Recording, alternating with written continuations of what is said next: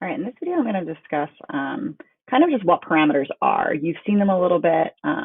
We've talked about them in Algebra 2 and on the Desmos activity last week. When you move the sliders around, you saw the effects of the parameters. So the first parameter we'll discuss is the parameter A.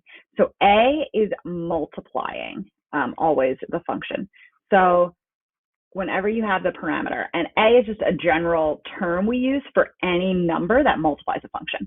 So if you were looking at the function family of the quadratics and you use the parameter A, you would write something like f of x equals A times x squared. So A is multiplying the function. And if you think about it in terms of your function machine here, that would mean, as you can see, it has no effect on x.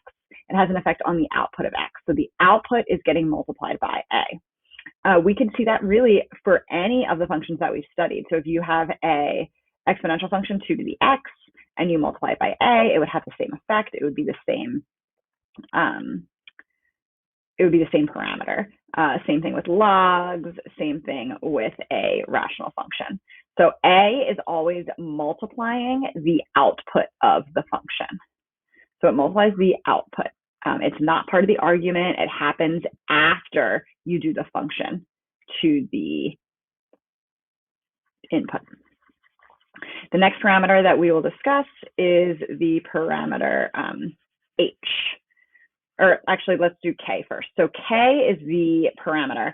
Again, K just represents any number that could exist in this space, but K is the number that gets added to the output. So K is added to the output.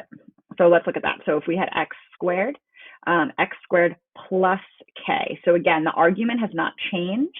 All that's happened is we have added a number at the end of our function. So after we were to complete the function, if you were to plug in a number for x, you would just add a K at the end.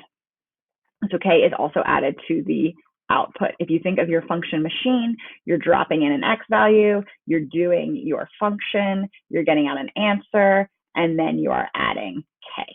So K comes at the end. There are actually two more parameters, but only one more that we have studied before. There's one that we actually have not yet studied. So let's look at the next parameter here, which would be H. So H is actually subtracted. H works inversely, and we'll talk a lot about that. And it is subtracted in the input. So if you were to look at the function x squared, H is part of the argument.